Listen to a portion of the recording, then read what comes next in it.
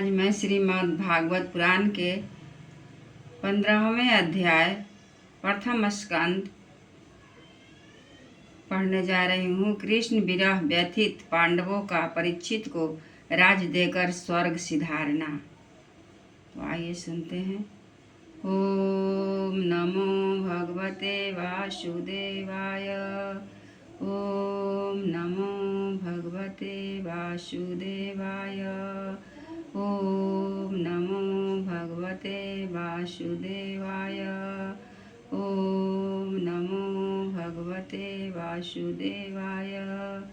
ओम नमो भगवते वासुदेवाय। सूत जी कहते हैं, भगवान श्री कृष्ण के प्यारे सखा अर्जुन एक तो पहले ही श्री कृष्ण के विरह में कुश को हो रहे थे। उस पर राजा युधिष्ठिर ने उनकी विषाद ग्रस्त मुद्रा देखकर उसके विषय में कई प्रकार की आशंकाएं करते हुए प्रश्नों की झड़ी लगा दी। शोक से अर्जुन का मुख और हृदय कमल सूख गया था, चेहरा फीका पड़ गया था। वे उन्हीं भगवान श्री कृष्ण के ध्यान में ऐसे डूब रहे थे कि बड़े भाई के प्रश्नों का कुछ भी उत्तर न दे सके। श्री कृष्ण के आंखों के से ओझल हो जाने के कारण वे बढ़ी हुई प्रेम जनित उत्कंठा के परवश हो रहे थे। रथ हाँकने टहलने आदि के समय भगवान ने उनके साथ जो मित्रता अभिन्न हृदयता और प्रेम से भरे हुए व्यवहार किए थे, उनकी याद पर याद आ रही थी। बड़े कष्ट से उन्होंने अपने शोक का वेग रोका, हाथ से नेत्रों के आंसू पोंछे और फिर रूंधे हुए गले से अपने बड़े भाई महाराज युधिष्ठिर से कहा। अर्जुन बोले, महाराज, मेरे ममेरे भाई अथवा अत्यंत घनिष्ठ मित्र का रूप धारण कर श्री कृष्ण ने मुझे ठग लिया। मेरे जिस प्रबल पराक्रम से बड़े बड़े देवता भी आश्चर्य में डूब जाते थे, उसे श्री कृष्ण ने मुझसे छीन लिया। जैसे वह शरीर प्राण से रहित होने पर मृतक कहलाता है, वैसे ही उनके क्षण भर के विजोग से यह संसार अप्रिय दिखने लगता है।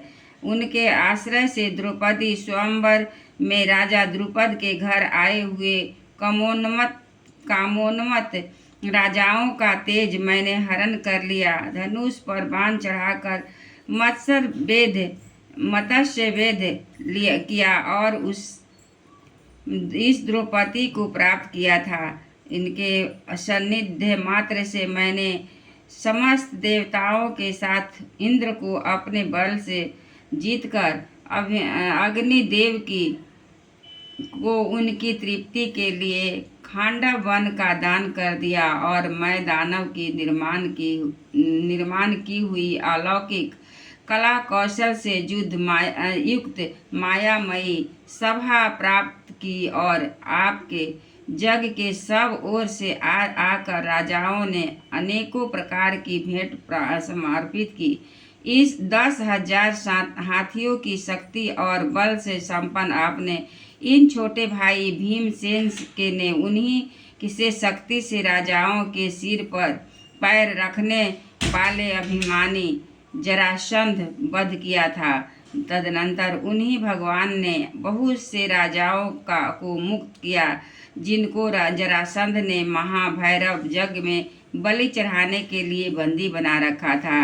उन सब राजाओं ने आपने जग में अनेकों प्रकार के उपहार दिए थे। महारानी द्रौपदी राजसूय जग के महान अभिषेक से पवित्र हुई। अपने उन सुंदर केशों को उन्हें दुष्टों के भरी सभा में छूने का साहस किया था बिखेर कर, तथा आंखों में आंसू भरकर जब श्री कृष्ण के चरणों में गिर पड़ी, तब उन्होंने उसके सामने उसके उस घोर अपमान का बदला लेने की प्रतिज्ञा करके उन धूर्तों की स्त्रियों की ऐसी दशा कर दी कि वे विधवा हो गई और उन्हें अपने केश अपने हाथों खोल देने पड़े।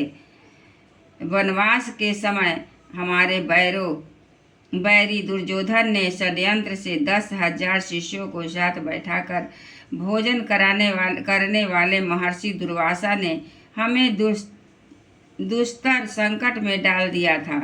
इस समय उन्होंने द्रौपदी के पात्र में बची हुई शाक की एक पत्ती का एक ही भोग लगा लिया, हमारी रक्षा की।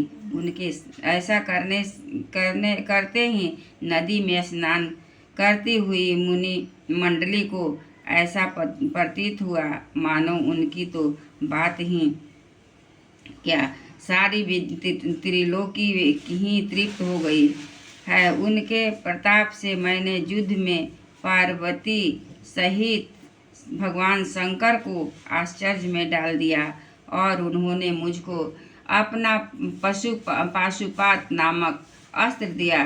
साथ ही दूसरे लोकपालों ने भी प्रसन्न होकर अपने अपने अस्त्र मुझे दिए और उनकी कृपा से मैं उसी शरीर में स्वर्ग में गया और देवराज इंद्र की सभा में उनके बराबर आधे आसन पर बैठकर सम्मान मैंने प्राप्त किया। उनके आग्रह से जब मैं स्वर्ग में ही कुछ दिनों तक रह गया, तब इंद्र के साथ समस्त देवताओं ने मेरी इन्हीं गांडीव धारण करने वाली भुजाओं का निवात कवच आदि दैत्यों को मारने के लिए आश्रय लिया। महाराज, यह सब उनकी महती कृपा का फल था। उन्हीं पुरुषोत्तम भगवान श्री कृष्ण ने मुझे आज ठग लिया। महाराज, कौरवों की सेना भीष्म, द्रोण आदि अजय मात्स्यों से पूर्ण अपार समुद्र के समान दुस्तर भी, परंतु उनका आश्रय ग्रहण करके मैं अकेले ही रथ पर सवार हो मैं उसे पार कर गया।